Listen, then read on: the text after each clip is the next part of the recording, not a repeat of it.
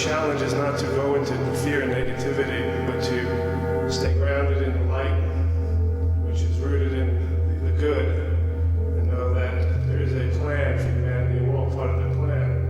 That plan is really a plan of liberation and infinite expansion of consciousness.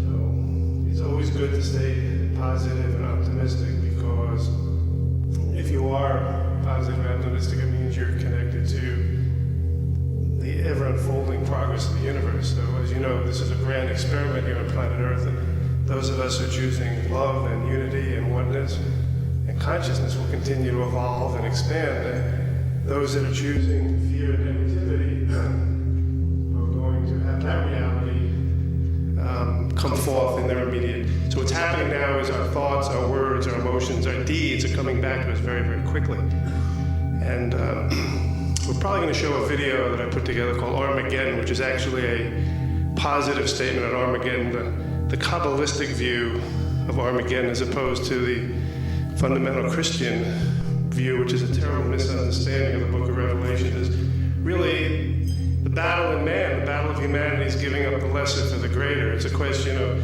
whether the ego personality is going to stay locked in separation materialism, or whether we are going to choose to align with our inner self, Christ within. So ultimately, it's really no choice. To the degree that we surrender and open up to our inner nature, is to the degree that we begin to express and experience the eternal verities of love, beauty, grace, all the good stuff. So I would, for all of you, I'd also recommend that you go to our website, artainment.com, and you'll see all this incredibly beautiful art. We have a website that has about 600 artists, fractal artists, mandala artists, visionary artists, computer graphic artists. So I just would remind you to go look at artainment.com, and you'll see a whole panoply of phenomenally gifted artists who are putting out a positive, very positive message. And so, let's see. It's a good time to begin. Who's going to play the bowls? We have a bowl player here. Kim.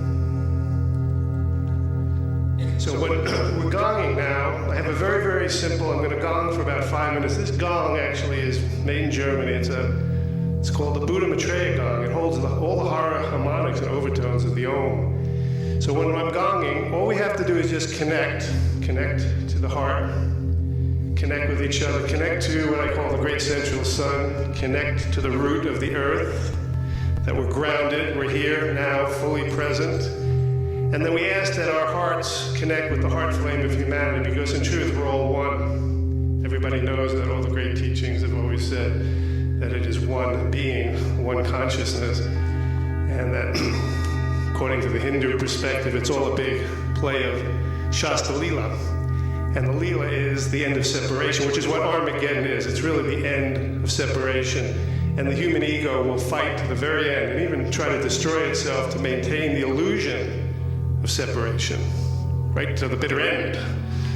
And that's really what's playing out in the world. But I would also like to say, in light of the current political reality, this is my truth, that if it wasn't for the work of the light workers and all the prayers and invocations and all the good people in all the spiritual traditions who are calling for peace and love and understanding, I can assure you that what was going on in the Middle East would be 100 times worse. Because of our invocations and because of our calling forth for divine intervention, which is us, the violence in the Middle East has been tremendously mitigated. I know this to be absolutely true.